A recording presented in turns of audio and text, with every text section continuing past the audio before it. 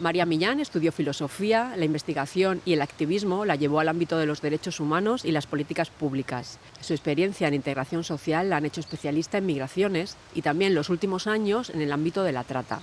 Muy amplio y al mismo tiempo muy enlazado. Buenos días, María, ¿cómo estás? Hola, muy buenos días, Lola, ¿qué tal?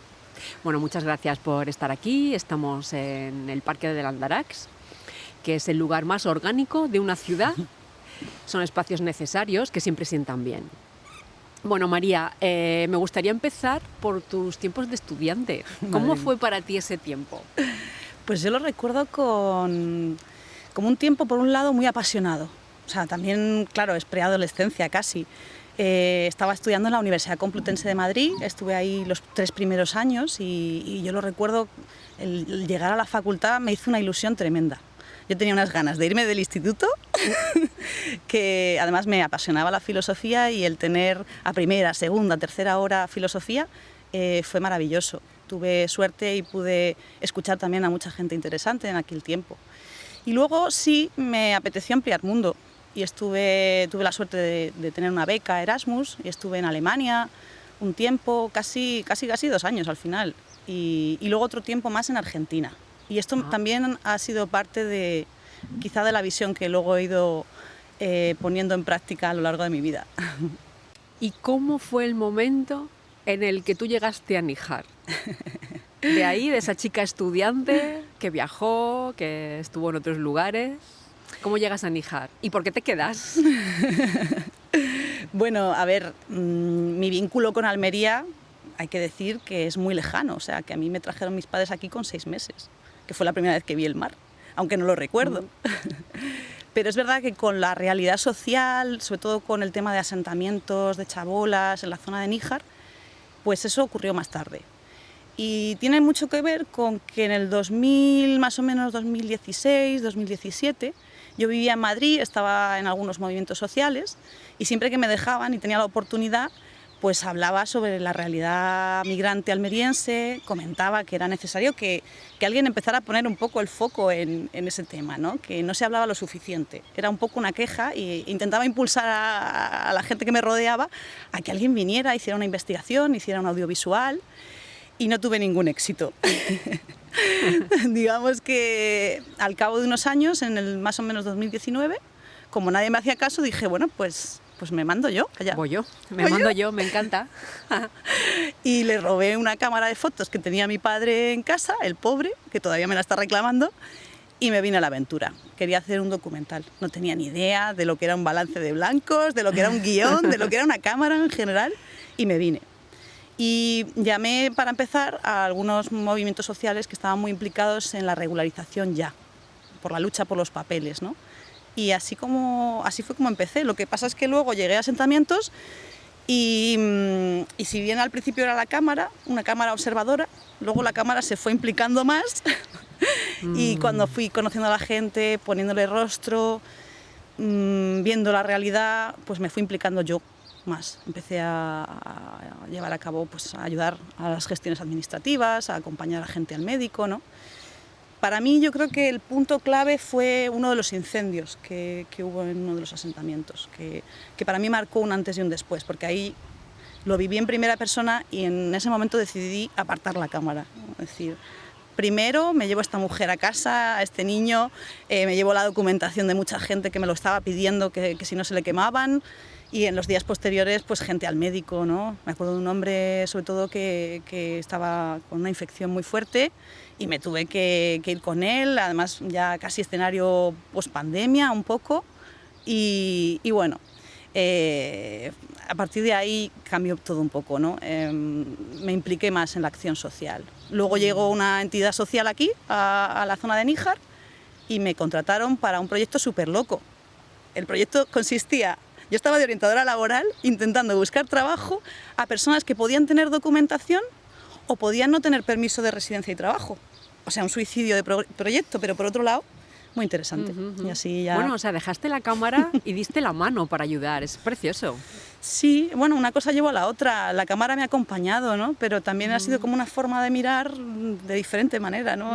Fue como el motivo de ir allí, pero luego allí tenías otra misión, que es muy bonito. Y además pasó también que empezó a llegar más gente a grabar. A partir del año 2020, yo creo que el tema empezó a salir más a la palestra pública, ¿no? Hubo un vídeo que hicimos, precisamente porque era la pandemia y no se podían hacer movilizaciones a la antigua, ¿no? De salir a la calle. Entonces los chavales nos pidieron hacer un vídeo colectivo. Lo grabamos, lo difundimos en redes y generó mucha movilización también a nivel de prensa. Empezó a llegar mucha gente, ¿no?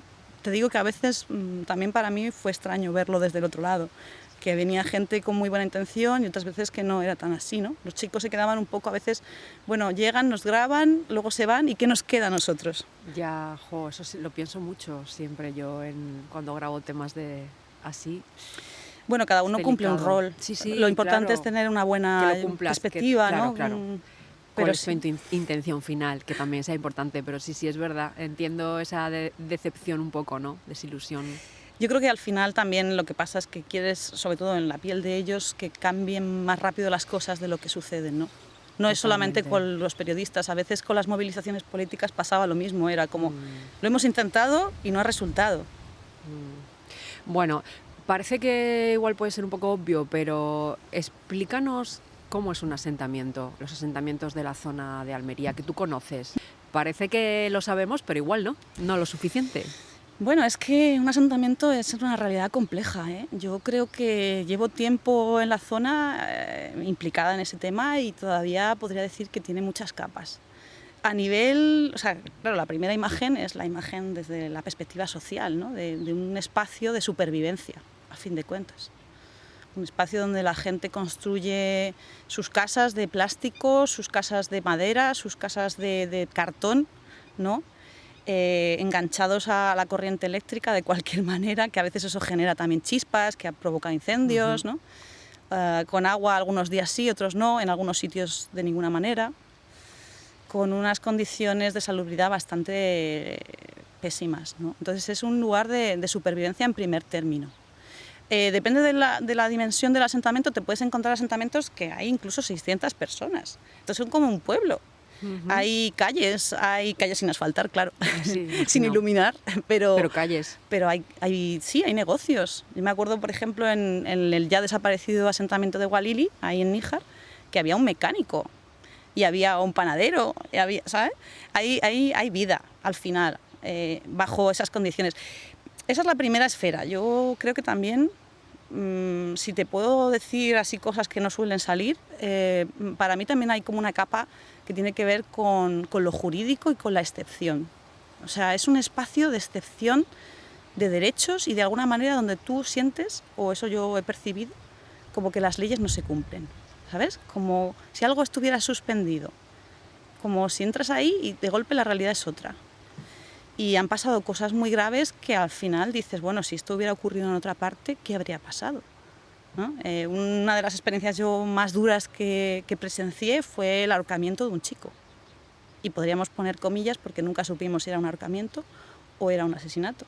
Y nunca se investigó del todo, ¿no? Y luego, bueno, repatriar cuerpos, que esa es otra aventura muy larga.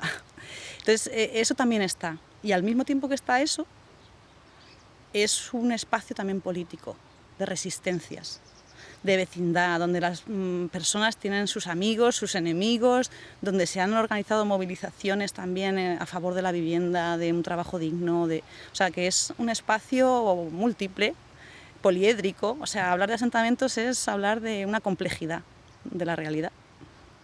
Sí, porque llevan ya muchos años, ¿no? O sea, los que conocemos aquí en Almería son muchos años. Sí, 20, hay gente... 20, 25. Sí, perfectamente. Yo me he encontrado con alguna mujer, me acuerdo además del principio, bastante mayor, que me dijo que llevaba 17 años, por ejemplo, en el asentamiento de Atochares. Que ya se dice pronto, ¿no? O sea, que hay una cierta realidad cronificada. ves que hay gente que puede lograr salir de ahí, pero hay gente que se queda ahí, que está atrapada en una serie de trampas jurídicas que le impiden salir, y luego, bueno, pues que también todos los humanos tendemos a acomodarnos, a estar en cierta inercia, y al final también, aunque sean malos hogares, en cierta forma, viviendas indignas, no dejan de ser viviendas, claro. Bueno, sí, está claro que está cronificado por el tiempo que lleva. Sí. Bueno, y concretamente tú has trabajado más con mujeres migrantes. Sí. Porque claro, al final también las mujeres en todos sitios son más vulnerables en un espacio de una vida, unas condiciones de vida duras. Las mujeres que tú has conocido, que tú ves, ¿de dónde venían? ¿Cuál era su ilusión? Y luego, ¿cómo es su vida aquí?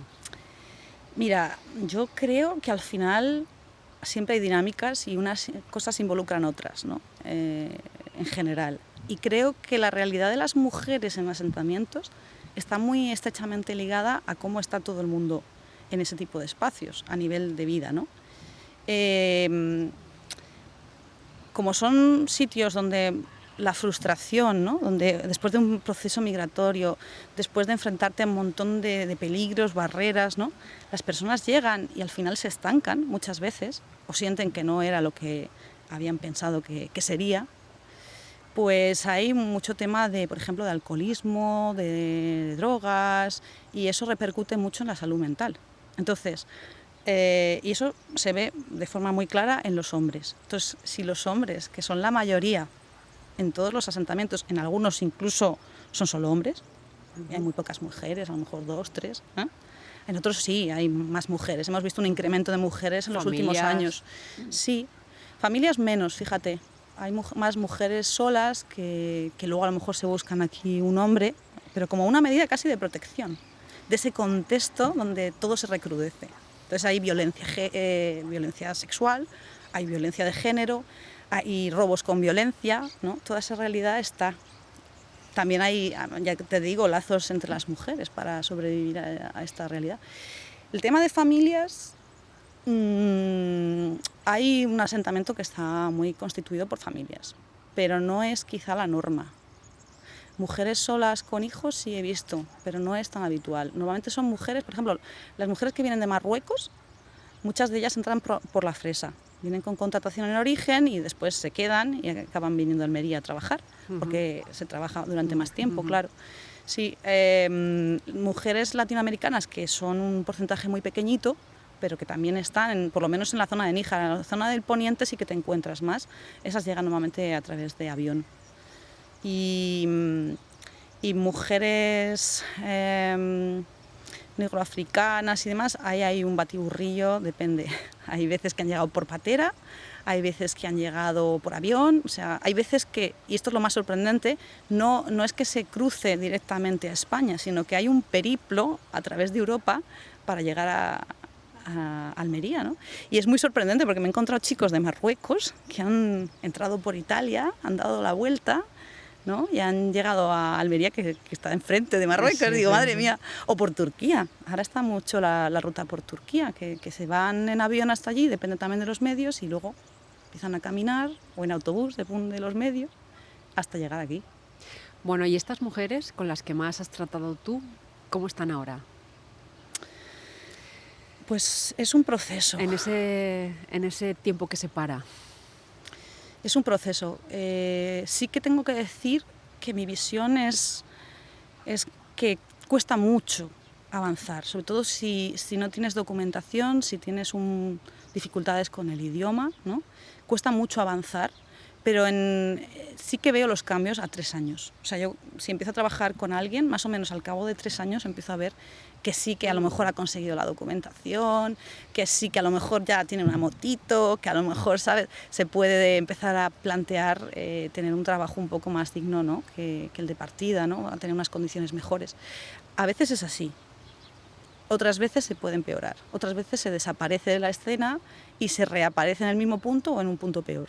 También está ese escenario, o sea, cada uno tiene al final una aventura propia, ¿no? El otro día me encontraba con una mujer que conocí hace 5 años y con la que tuve bastante vínculo, ¿no? Y fui a Tochares de casualidad y allí estaba. Digo, madre mía, cuánto tiempo. Ella también alucinando y era como Dios. Pero claro. ¿Y su evolución cómo había sido? Pues eso, en espiral. En este caso, en espiral. Claro, porque tú, muchos años de los que estuviste aquí, tu trabajo era que encontrasen trabajo, ¿no? Mira, lo más difícil, es que puedan conseguir, que puedan conseguir la documentación. Esto es lo primero. Claro, es que sin eso... Aquí en el campo almeriense se da una coyuntura que yo diría que es excepcional con respecto al resto de España. Bueno, Huelva también es un ejemplo, ¿no? Es nuestra hermana. Nuestra igual. Nuestra igual. No sé si habrá otros sitios y los desconozco, ¿no? Pero hay la coyuntura de que, por un lado, en la agricultura hace falta mano de obra, trabajadores a veces puntuales para las campañas, ¿no? Otras veces más a largo plazo, y personas que necesitan conseguir una serie de documentos para luego poder obtener por parte de extranjería su permiso de residencia y trabajo. Les piden muchas cosas, ¿no?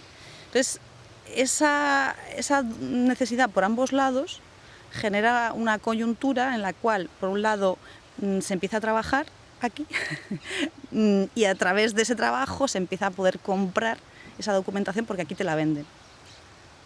Y con posterioridad puedes obtener la documentación y empezar a normalizar tu vida. Entonces, bueno, sí que veo que el mercado de trabajo, incluso cuando consigues documentos, para las mujeres está muy marcado.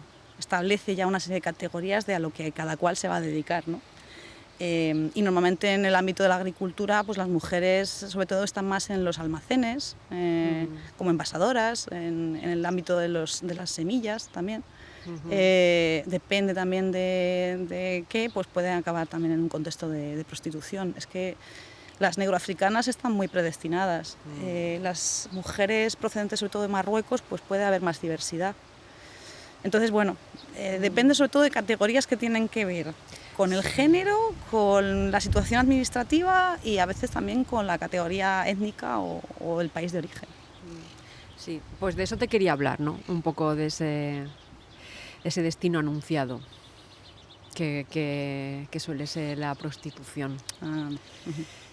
Que luego también a ti te ha hecho trabajar muchos años en la provincia, en Trata.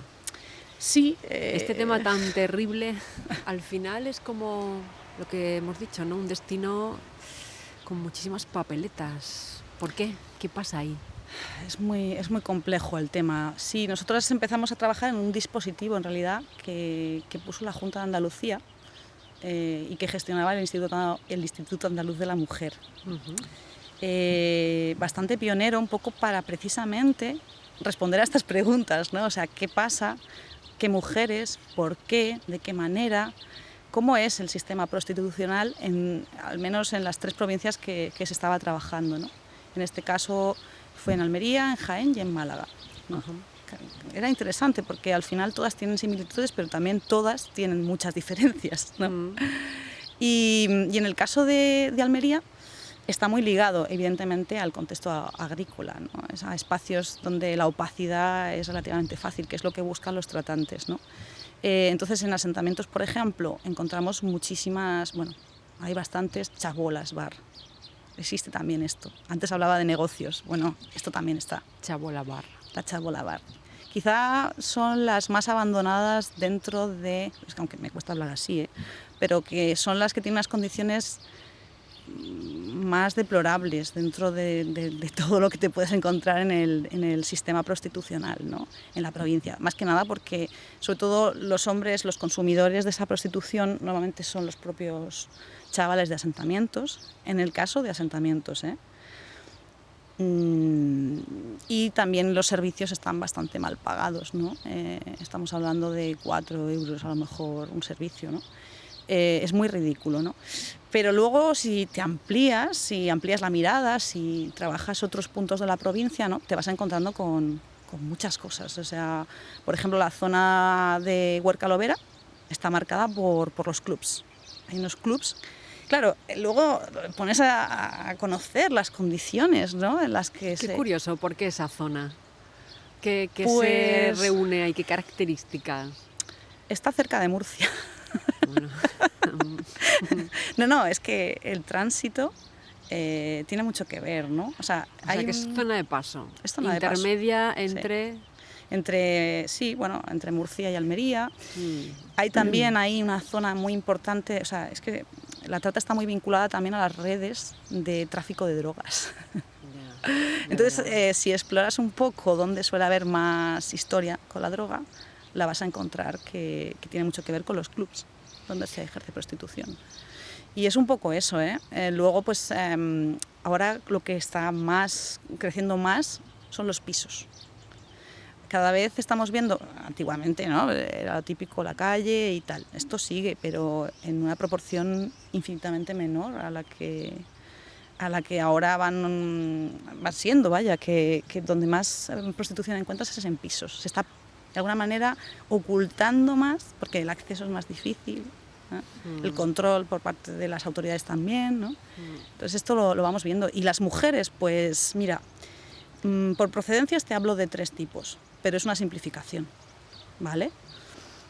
Mujeres marroquíes que vienen de la fresa, que terminan aquí, que a veces precisamente por estar atrapadas en el sistema, digamos, de conseguir la documentación, si no tienen trabajo, pueden acabar en redes de trata, prostituyéndose, es un clásico. Mujeres que vienen más de, bueno, Nigeria, que esa es la realidad más clásica y por otro lado la más quizá difícil, a la hora de intentar intervenir, sobre todo. Porque son muchas mujeres que ya han sido raptadas, han sido abusadas a lo largo de muchísimos años en diferentes países, están muy coartadas, ¿no? En los espacios en donde las encontramos, ¿no? Entonces es muy complicado.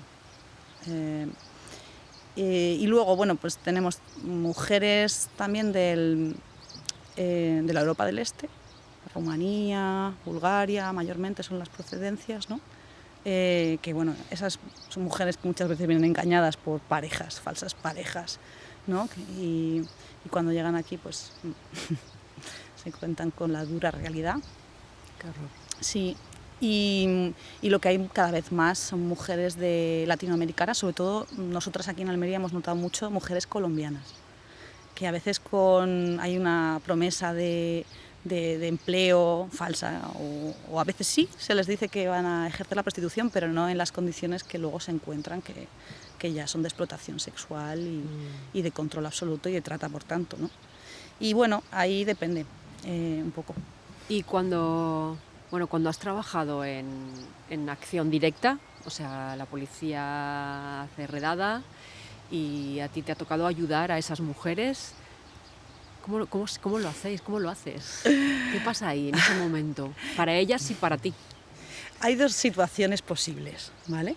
Nosotras sí es verdad que hemos trabajado bastante con la UCRIF, porque era parte de nuestro dispositivo, parte de nuestra misión, tratar de ver cómo coordinar, ¿no? Entonces, a veces era que la UCRIF nos decía, es que la mejor manera que tenemos nosotros de intervenir es conseguir denuncias por parte de las víctimas. Si no hay denuncias, y a ser posible que no sea una, bueno, si es un caso muy notorio, ¿no? Pero necesitan a veces 1, 2, 3 para intervenir. Aunque saben que hay trata, a veces les hace falta. Y eso es muy, muy delicado, ¿no? Porque no todas las mujeres están en la posición, en la situación de querer hacer una denuncia. Pero cuando han querido, las hemos acompañado. Es un proceso largo. O sea, primero el acompañamiento y tensísimo, imagino. Hay que preparar la denuncia.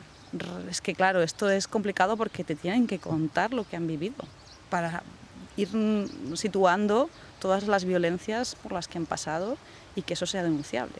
Porque si no lo preparas, a veces las víctimas también tienen mucha distorsión psicológica, a veces no recuerdan cuándo fue antes y cuándo fue después. Y claro, la misión de la policía es asegurarse que es 100% fiable. Claro. Entonces esto es un trabajo y ya te digo que no siempre en todos los casos. Cuando se va a denuncia, después se produce la redada y nos suelen avisar, oye, mira, tenemos estas mujeres, necesitan un piso de emergencia. Nosotros nos encargábamos del piso de emergencia y de buscar un recurso específico para las características de cada mujer. Y en el caso inverso, que es el que me dices, cuando ya hay una redada, que normalmente ya te digo que la policía trabaja con según qué entidad, ¿no? Según venga ya preparando el asunto. Pues nada, nosotras sobre todo es acompañar en comisaría, es también explicarles la situación en la que están, si es una mujer migrante sin papeles, explicarle qué derechos tiene. Ellas tienen la posibilidad de un tiempo de descanso y recuperación para decidir si quieren denunciar o no quieren denunciar, ¿no? Entonces eso es clave. Y en nuestra labor particular, el darles la posibilidad de salir de la provincia. O sea, lo lógico es, si se produce una situación de esas características, incluso si ellas llegan a denunciar, o incluso también si no lo hacen, sacarlas cuanto antes. Entonces teníamos una red de pisos, ¿no? Y las trasladábamos a otro lado, por seguridad, evidentemente. Y ya desde ahí las compañeras seguían trabajando, se buscaba una casa de acogida de larga estancia, se valoraba la situación, si estaba para estudiar, si estaba para tramitar documentación, si estaba para empezar a trabajar. Pero vamos, el proceso de recuperación ya te digo que involucra bastantes medios y bastante energía y bastante proceso de recuperación psicológica. Eso no es de un día para otro. Antes de que hablemos ya de otros proyectos futuros, sí que hay un tema que te quiero preguntar un poco por encima solamente, y es precisamente la trata va asociado a la prostitución. Y aquí hay como no nos ponemos de acuerdo. Es un tema Desde tu parte más profesional, ¿cómo lo ves? Solo para hacer un poco una radiografía de lo que ocurre, ¿no? De la problemática. Es un tema muy controvertido, ¿eh?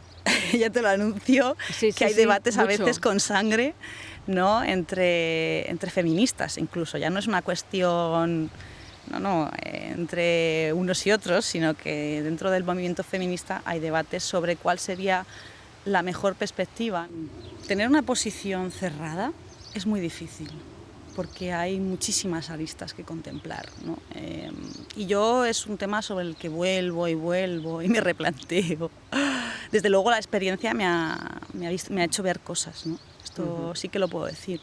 Pero bueno, de hecho tengo amistades dentro del movimiento feminista con diferentes opiniones también, ¿no? Sobre si deberíamos ir por la vía de la abolición o más por una vía regularizionista o... Bueno, eso está ahí, ¿no?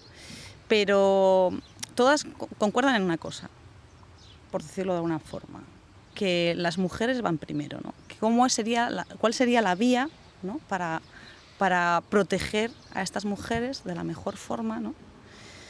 y garantizar sus derechos. Mi percepción personal, si quieres que te cuente, o sea, efectivamente, como tú decías, están muy vinculadas porque el contexto prostitucional es donde se da la trata. Y eso tiene mucho que ver con la demanda. Y España es uno de los países con más demanda, bueno, es el país con más demanda de prostitución y pornografía de Europa. Entonces creo que hay que hacer un trabajo de sensibilización muy grande. Y también... El gran temazo. Claro, cuando se habla de este tema, que salgan todas las voces. Quizá me quedo en esto me parece y en crear espacios de reflexión sin miedo, ¿sabes? De poder tener en consideración todas las perspectivas sin tener ya prefijado dogmáticamente algo. Quizá esto sería, ¿no? Lo que yo desearía y a lo que yo me quiero unir. También lo veo así. Bueno, pues ya para terminar, sí que me gustaría decirte cuáles son tus próximos proyectos, deseos, proyectos, ¿por dónde vas? Bueno, he tenido unos meses de vacaciones que me los merecía, está mal que yo los diga, pero también los necesitaba. Bueno, es que tu trabajo también al final te implicas mucho. Sí, bueno, es muy difícil, ¿no? Es agotador. Y necesitas... Hay que saber implicarse y desimplicarse a veces, porque si no a nivel personal te puede pasar factura. Yo creo que con asentamientos le tenía pillado el punto. La parte de trata tengo que reconocer que son unos ritmos, una urgencia, unas experiencias a veces tan radicales que yo sí que tenía el cuerpo ya pidiendo una pausa. Has estado 2 meses de pausa. ¿Y ahora qué? Pues mira, me voy creo que a sumar un poco o a regresar más bien al ámbito de la investigación social. Estoy un poco en estas, estoy a la espera a ver de algunos proyectos que están ahí, que todavía no están confirmados, pero que puede ser y que tienen que ver con la provincia de Almería. y me apetece porque es otro punto de vista también, ¿no? Y esto está ahí. Y luego, pues bueno, a mí, no sé si retomar el loco proyecto que vine a hacer. A veces digo, tengo que cerrar el círculo. No me puedo ir de Almería sin acabar. No lo sé. Eso es una duda que me planteo a futuro, porque requiere mucha energía. Pero sí que te digo que me gustaría seguir trabajando con mujeres migrantes, con temas de extranjería y posiblemente también con el tema de trata. No sé si en Almería, probablemente hay que ampliar horizontes, saber trasladarse también a otros espacios, a otros lugares. Me parece dificilísimo, ¿eh? El otro día haciendo un curso que es sobre fronteras, ¿no? Una chica preguntó esto mismo y yo dije, le decía a una periodista que había estado en muchos sitios, ¿y cómo te trasladas de un lugar a otro? ¿Cómo das el salto? Y no respondió a la pregunta y yo dije, es verdad, ¿cómo das el salto a otra realidad, no? Bueno, quiero seguir en la misma línea, pero a lo mejor en otros sitios, sí. Muy bien, bueno, seguro que es muy interesante y muy necesario. Pues nada, tenemos que despedirnos. Ha sido un placer, María, charlar sobre estos temas que además a mí me parece que enfocas de una manera súper humana, natural, sincera, que es maravilloso irte a hablar así, la verdad. Muchas gracias, Lola. Así que nada, que vaya muy bien y hablaremos de otros proyectos, que ha sido un placer en este parque del Andarax tan bonito esta mañana. Muchísimas gracias, Lola. Ha sido un placer estar aquí hoy y conocer este parque. Mira, muy bien. Gracias, muchas gracias. Muchas gracias.